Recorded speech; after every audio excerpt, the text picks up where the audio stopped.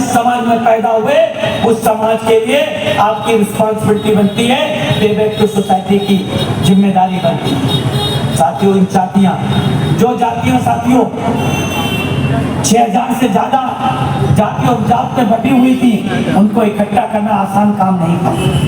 जिस समाज को बिखरा हुआ तिरस्कृत समाज था, उसको इकट्ठा करना कठिन काम था। और कठिन काम साथियों इसलिए था क्योंकि साथियों संपूर्ण ताकत लगा करके जब हम किसी आंदोलन को लेकर के चलते हैं और उस आंदोलन में अगर बिखराव दिखाई देता है, क्योंकि साथियों भारत में हमेशा से ऐसा होता रहा, बाबा साहब के समय ऐसा होता रहा।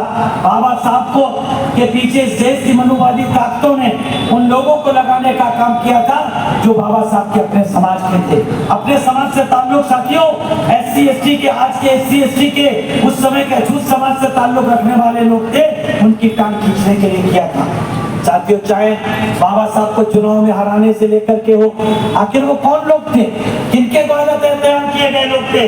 साथियों बाबा साहब के लंबे समय के बाद साथियों जो तिरस्कृत बिखरे समाज था, क्यों साथियों बिखरा हुआ था, क्योंकि बाबा साहब के पीछे भी इस देश की मनुवादी ताकतों ने लोगों को लगाने का काम किया। ठीक उसी तरीके से उन्होंने मानवर कांसीराम साहब के पीछे भी लगाने का काम किया था। और मानवर कांसीराम साहब के बनाए हुए उस बामसेब के आंदोलन को साथियों कांग्रेस पार्टी ने तोड़ने का काम किया।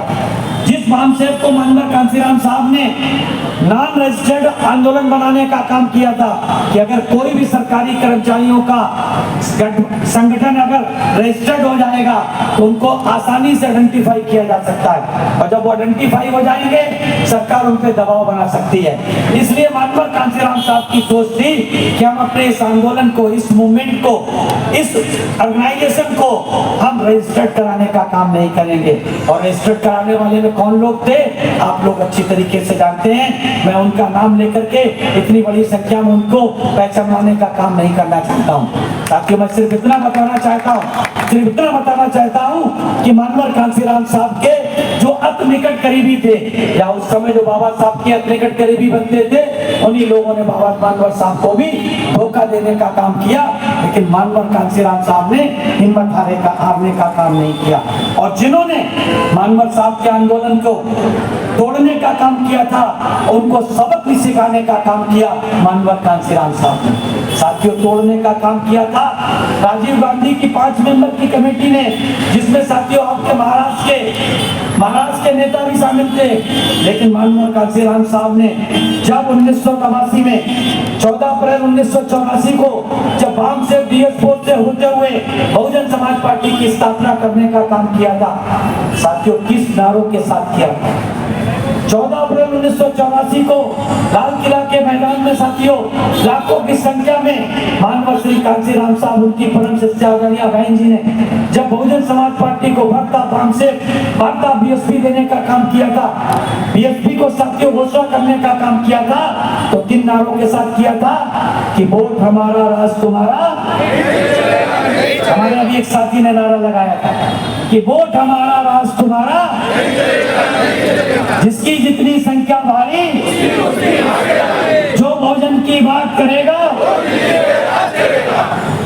अब बहुजन की बारी है 21वीं सदी, अब बहुजन की बारी है।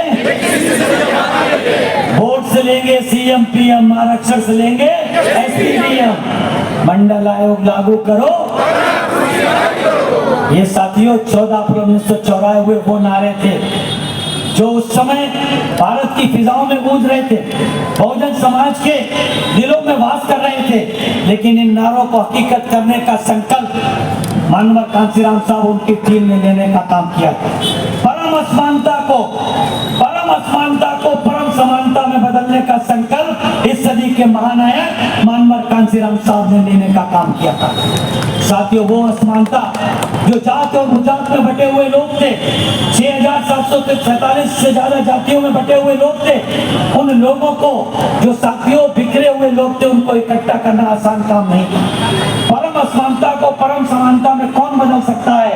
साथियों सदी का महानायक ही बदल सकता है। और साथियों उन्होंने बदलने का काम किया, न सिर्फ बदलने का काम किया, जो लोग ये कहा चाहते थे कि सफल हो सकत नहीं, मानवर कांशीराम साहब ने कहा था फुले साहू अम्बेडकर की विचारधारा का आंदोलन सफल भी हो सकता है, इससे आमदार भी बन सकते हैं, इससे खासदार भी बन सकते हैं, इससे मंत्री भी बन सकते हैं, इससे चीफ मिनिस्टर भी बन सकते हैं। ये मानवर कांशीराम साहब ने करके दिखाने का काम किया। और जब मात्र 5 साल की मात्र पार्टी, पहले तो अगर हम कहें मात्र 8-9 महीने की पार्टी, 14 अप्रैल 1984 को बनी पार्टी को श्रीमती इंदिरा गांधी की हत्या के बाद जैसे ही पहले चुनाव हुए, बीएसपी मात्र 8-9 महीने की पार्टी थी साथियों। उस 8-9 महीने की पार्टी ने साथियों 1957 में 1957 में 3 अक्टूबर 1957 में जो आरपीआई बनी थी, और आरपीआई के जितने हिस्से थे उन सारे हिस्सों से मिला करके भी मात्र 9 महीने की पार्टी ने ज्यादा वोट लेने का काम किया था। और 5 साल की पार्टी 84 के बाद जो 89 में जब पार्टी पहुंची और 89 में साथियों चुनाव हुए, और 89 में जब चुनाव हुए तो बहुजन समाज पार्टी ने 89 में चुनाव होने के बाद बहुजन समाज पार्टी ने साथियों 3 मेंबर ऑफ पार्लियामेंट आदरणीय बहन जी के नेतृत्व में बिजनौर से खुद जीती। हमारे आजमगढ़ के साथी बैठे होंगे, आजमगढ़ की से साथियों यादव जी को जिताने का काम किया, और साथियों पंजाब से राका जी को बहुजन समाज के साथियों ने जिताने का काम किया, और 13 एमएलए उत्तर प्रदेश से जिताने का काम किया। जब 3 मेंबर ऑफ पार्लियामेंट बन गए और वीपी सिंह जी की अल्पमत सरकार बन गई, राजीव गांधी जी की सरकार चली गई, और राजीव गांधी की जब सरकार चली गई, यानी कि दिल्ली का मुगल जब दिल्ली का रोड मास्टर बन गया, जब दिल्ली के मुगल को मानवर कांशीराम साहब ने दिल्ली का रोड मास्टर बना दिया, तो रोड मास्टर की हैसियत से जब कांशीराम साहब से वो मिले और उन्होंने कहा कि कांशीराम जी आपको क्या मिला, आपके 3 मेंबर ऑफ पार्लियामेंट जीते, मेरे 73 हरा दिए, आपने मेरे 73 हरा दिए,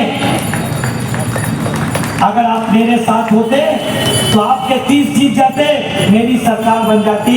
उन्होंने कहा कि हमें पहले आप ये बताओ कि आपने हमारे बामसेफ को कैसे तोड़ने का काम किया, कैसे तोड़ने का काम किया।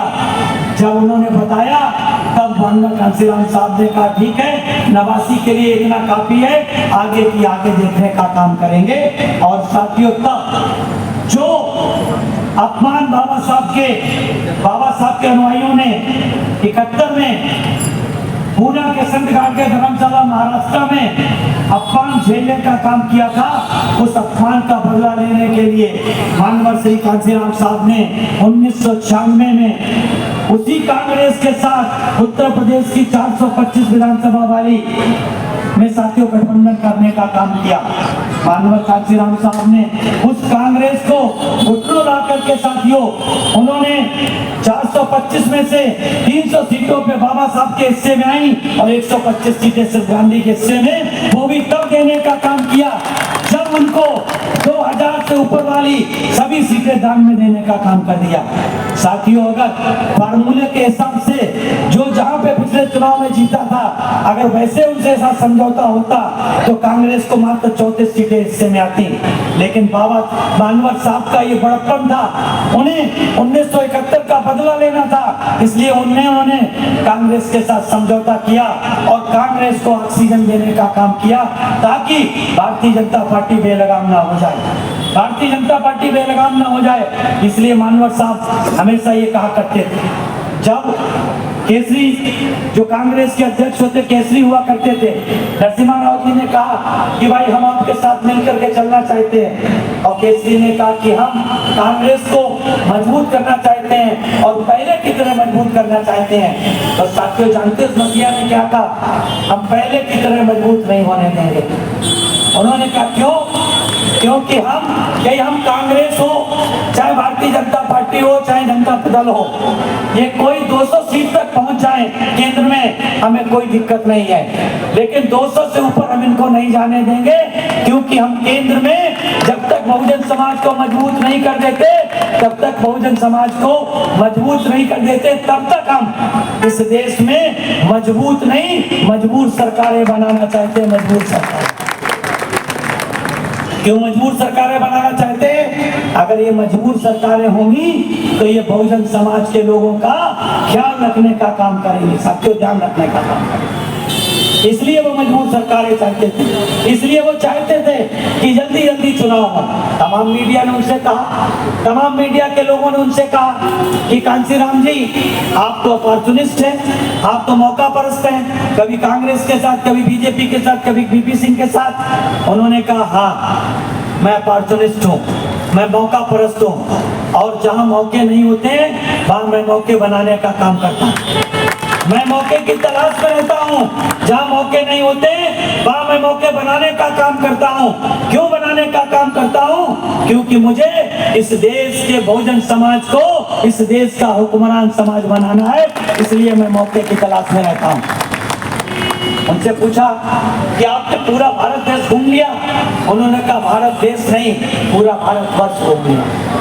भारत देश नहीं घूमा, भारत देश को मैं तब घूमूंगा जब इस देश का बहुजन समाज, इस देश का हुक्मरान समाज बनेगा। उन्होंने कहा भारत, अगर आपकी सरकार बनती है तो आप किस तरह का भारत चाहते हैं? तो माननीय श्री कांसीराम साहब ने कहा मैं सम्राट अशोक के सपनों का भारत चाहता हूँ, जहाँ सर्व समाज के लोगों को मान सम्मान और सम्मान से जीने का अधिकार हो। साथियों, माननीय कांसीराम साहब की परम शिक्षा, जो आज बहुजन समाज पार्टी की राष्ट्रीय अध्यक्ष, जिन्होंने देश के सबसे बड़े सूबे उत्तर प्रदेश में एक दो बार नहीं, चार बार मुख्यमंत्री बनकर इतिहास रचने का काम किया। साथियों, ऐसा नहीं है, माननीय कांसीराम साहब एक साइंटिस्ट थे, वो साइंटिस्ट थे और उन्होंने बोले साहब अम्बेडकर के हर आंदोलन से, एक छोटी छोटी बात से भी सबक लेने का काम किया।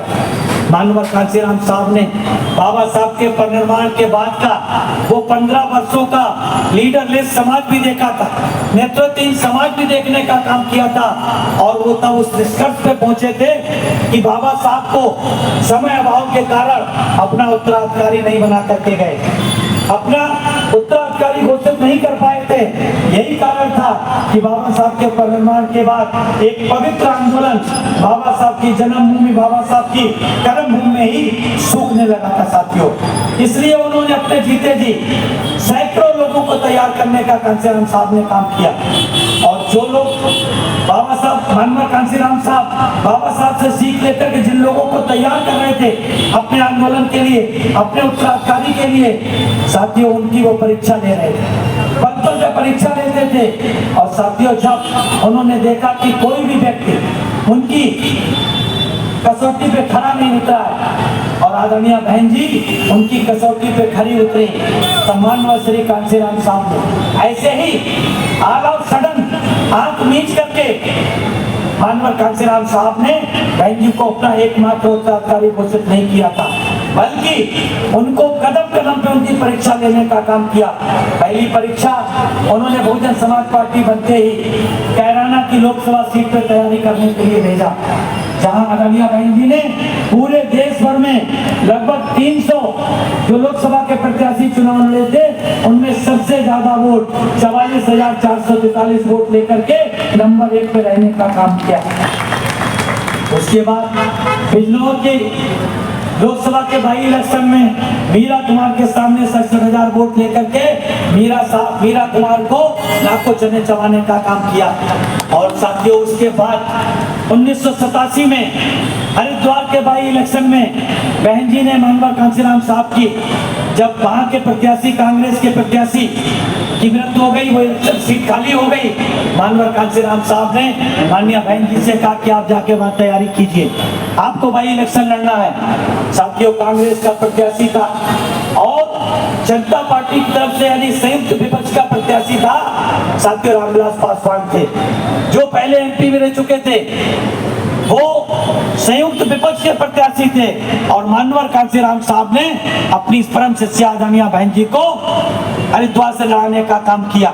और साथियों, आपको पता है माननीय कांसीराम साहब के जो चुनाव लड़ाने की तरीका था, उसके आधार पे बहन जी ने चुनाव लड़ा, और साथियों मात्र कुछ हजार वोटों से हार करके साथियों रामविलास पासवान की जमानत जब्त कराने का काम आदरणीय बहन जी ने 1987 में किया। तब इस मसीहा ने कहा था कि अगर हमारे पास 1 लाख रुपया और होता तो हम मायावती जी को, बहन जी का नाम लिया कि उनको 87 में ही मेंबर ऑफ पार्लियामेंट बनाने का काम कर देते, क्योंकि मानवर कांसीराम साहब ने बहन जी से वादा किया था कि हम आपको एक IAS बनने से रोकने का काम इसलिए कर रहे हैं कि आपके पीछे सैकड़ों IAS आपके आगे पीछे फाइल लेकर के खड़े रहे। साथियों, इस मसीहा ने जो कहा, जो संकल्प लिया, उसको करके दिखाने का काम किया। साथियों, मान्या बहन जी को पहले MP बनाने का काम किया और किसी की सरकार को समर्थन देकर के बाबा साहब को भारत रत्न दिलाने का काम किया, मंडल कमीशन की रिपोर्ट को लागू कराने का काम किया। आज साथियों कोई भी क्रेडिट ले ले, आज कोई भी क्रेडिट ले ले। आज साथियों महाराष्ट्र के RPI के लोग क्रेडिट ले सकते हैं, आज तमाम बिहार के तमाम पार्टियों के लोग क्रेडिट ले सकते हैं, लेकिन सच्चाई ये है बाबा साहब के परिनिर्वाण के बाद यानी कि 1990 तक साथियों अपमानित किया गया कांग्रेस पार्टी के द्वारा, जनता पार्टी के द्वारा, भारतीय जनता पार्टी के द्वारा, तमाम पार्टियों के द्वारा अपमानित किया गया। क्यों किया गया? बाबा साहब को, जिन्होंने दुनिया के सबसे बड़े लोकतांत्रिक देश का संविधान लिखा, लेकिन उनको सम्मानित करने का काम नहीं किया, उन्हें भारत रत्न से नवाजने का काम नहीं किया। क्योंकि साथियों वो भारत रत्न से बाबा साहब को कैसे नवाज सकते थे जिन्होंने बाबा साहब के नाम पर मराठवाड़ा यूनिवर्सिटी में केवल बाबा साहब के आगे डॉक्टर भीमराव अंबेडकर मराठवाड़ा यूनिवर्सिटी जोड़ने का काम नहीं किया। क्या बोलो बाबा साहब को भारत रत्न दे सकते थे? साथियों, ये वही कांग्रेस जिसने बाबा साहब को अपमानित किया, बाबा साहब को संविधान में दिए गए अधिकारों को उनके लोगों को देने का काम नहीं किया। क्यों नहीं किया? क्योंकि वो बाबा साहब से दोस्ती रखते थे, इसलिए उन्होंने बाबा साहब को सम्मानित नहीं किया। लेकिन जब Bahujan Samaj party 3 member of parliament चुन करके आ गई, तो साथियों इसी कांग्रेस पार्टी ने बाबा साहब को 1994 में साथियों बाबा साहब की यूनिवर्सिटी का नाम मराठवाड़ा यूनिवर्सिटी में जोड़ने का काम किया। लेकिन उससे पहले वो उत्तर प्रदेश में जाकर के बाबा साहब के नाम पे यूनिवर्सिटी बनाने चले गए और उन्होंने कांसीराम जी को बोला कि कांसीराम जी, हम बाबा साहब के नाम पर एक केंद्रीय विश्वविद्यालय लखनऊ में बनाने जा रहे हैं। राजीव गांधी जी ने कहा आप आमंत्रित हैं। मानवर साहब ने कहा कि ये मांगनी तो महाराष्ट्र के लोगों की थी, अगर इस मांगनी को महाराष्ट्र में पूरा करते तो मैं जरूर वहां आता, क्योंकि आप उत्तर प्रदेश में पूरा करने का मतलब जो उत्तर प्रदेश के लोग राजनीतिक सत्ता की मास्टर चाबी की तरफ अपना हाथ बढ़ाने का काम कर रहे हैं, आप उस चाबी को छिपाना चाहते इस यूनिवर्सिटी के नाम पर। इसलिए उन्होंने अपने लोगों को आगाह करने का काम किया, उनको समझाने का काम किया कि आप यूनिवर्सिटी के चक्कर में मत आओ, आप सत्ता के चक्कर में आओ, आप शासन सत्ता में आओ। आप शासन सत्ता में होंगे तो एक यूनिवर्सिटी का नाम नहीं परिवर्तित करेंगे, अपने बाबा साहब के नाम पर, महापुरुषों के नाम पे सैकड़ों यूनिवर्सिटियां बनाने का काम करेंगे। साथियों, ये मानवर कांसीराम साहब ने कहा नहीं था, करके दिखाने का काम किया। 3 जून 1995 को जब उनकी परम शिष्या ने बहुजन समाज पार्टी की मुख्यमंत्री के रूप में उत्तर प्रदेश में शपथ लेने का काम किया, देश और दुनिया की मीडिया वहां इकट्ठी थी, क्योंकि साथियों एक अजूबा हो रहा था। बाबा साहब के वोट की ताकत से एक अजूबा हो रहा था। एक दलित की बेटी आर्याव्रत में मुख्यमंत्री के पद की शपथ लेने जा रही थी, एक अजूबा होने जा रहा था। देश की पहली दलित की बेटी मुख्यमंत्री बनने जा रही थी, एक अजूबा था। इसलिए देश की मीडिया नहीं, दुनिया की मीडिया एकत्रित थी और साथ ही मनुवादी मीडिया ने बहन जी को घेरने के लिए पूछा कि बहन जी आपकी सरकार की पहली प्राथमिकता क्या होगी। तो साथियों उन्होंने सोचा कि बहन जी नौसिखिया होंगी, ये कह देंगी हमारी प्राथमिकता दलितों की होगी, हमारी प्राथमिकता पिछड़ों की होगी। बहन जी ने एक मजे हुए राजनीतिक की तरह, एक मजे हुए खिलाड़ी की तरह उनको जवाब देने का काम किया और कहा कि मेरी सरकार की पहली प्राथमिकता होगी मेरे प्रदेश में रहने वाले सभी जाति वर्ग मजहब के लोगों की जान माल और मजहब की सुरक्षा की गारंटी मेरी सरकार की पहली प्राथमिकता होगी। याद करके देखिए, दिमाग पे जोर डाल के देखिए, किसी प्रदेश के मुख्यमंत्री ने क्या अपने प्रदेश के लोग रहने वाले लोगों की जान माल मजहब की सुरक्षा की गारंटी आज तक देने का काम किया है? आपके महाराष्ट्र के किसी मुख्यमंत्री ने अपनी जनता को ये कहा कि आपकी जान माल की सुरक्षा की गारंटी मैं देता हूं? अगर साथियों कहा होता तो आपके प्रदेश से लेकर देश के हर प्रदेश में सांप्रदायिक दंगे नहीं होते। साथियों, एकमात्र मुख्यमंत्री ऐसी बहन जी रही जिनके चारों बार के शासनकाल में देश के सबसे बड़े सूबे 20% से ज्यादा आबादी वाले अल्पसंख्यक समाज के यानी कि मुस्लिम समाज के लोगों को जान माल सुरक्षा की गारंटी अपनी चारों बार की सरकार में देने का काम किया।